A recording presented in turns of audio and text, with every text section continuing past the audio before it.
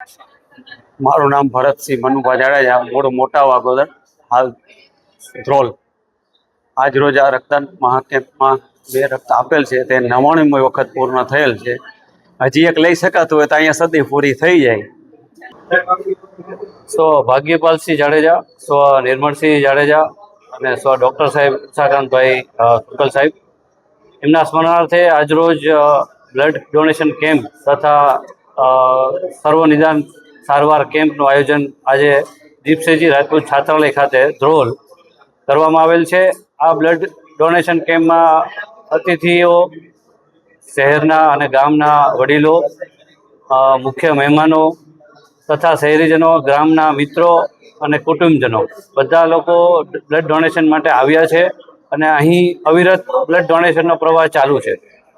આ બ્લડ ડોનેશનમાં અમારા સમીરભાઈ ગિરિરાજસિંહ જાડેજા તથા ભાગ્યપાલસિંહના મિત્ર મંડળ સલીમભાઈ, યુનુસભાઈ અને આ બધાનો ખૂબ જ સહયોગ રહ્યો છે.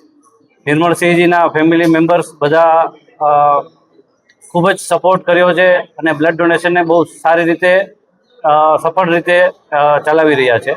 આ બ્લડ ડોનેશન કેમ્પમાં આજુબાજુના ગામમાંથી પધારેલા તમામ મિત્રો, શહેરીજનો, ગ્રામજનોનો તમામનો ખૂબ ખૂબ આભાર માનીએ છીએ અને આવા જ બ્લડ ડોનેશન કેમ્પ રાજકોટ તથા જામનગર સિવિલ હોસ્પિટલના સહયોગથી ચાલે અને હજી પણ ચાલતા રહે, જેથી સેવાનો આ મહાયજ્ઞ અવિરત ચાલુ રહે. આ લોકો બહુ જ સેવાભાવી છે, વર્ષોથી આયોજન કરતા હોય છે કેમ્પનું, પણ આ વખતે અમને ચાન્સ મળ્યો અને અમે લોકોએ આમાં જોડાણા, જેથી અમે તમામ જનતાનો, તમામ મિત્રોનો ખૂબ ખૂબ આભાર વ્યક્ત કરીએ છીએ.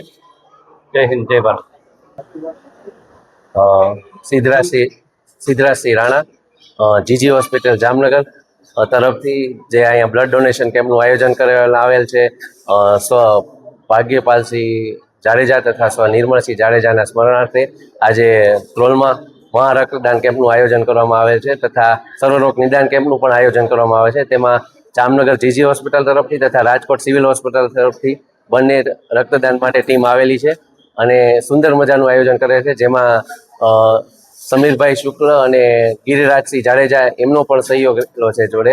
અને તમામ દ્વારા ધ્રોલની તમામ જનતા દ્વારા બ્લડ ડોનેશન કેમ્પમાં વધુને વધુ બ્લડ ડોનેટ કરે એનું આહવાન કરવામાં આવે છે અને રેગ્યુલર બ્લડ ડોનેશન કેમ્પ ધ્રોલમાં થતા જ રહે છે અને વધુમાં વધુ બ્લડ ડોનેટ થાય તો એનાથી થેલેસેમિયાવાળા બાળકો છે એને જામનગર તથા રાજકોટને બ્લડ પહોંચી શકે તથા આપણે અહીંયા હાઈવે રહ્યો એટલે એક્સિડન્ટની પણ શક્યતા વધુ રહે, એનાથી ને પણ એક્સિડન્ટ થાય તો એનાથી બ્લડ પહોંચતું રહે અને જરૂરિયાતમંદોને બ્લડ પહોંચતું રહે એના માટેનું આ સુંદર આયોજન આ હમણાં તરફથી કરવામાં આવેલ છે.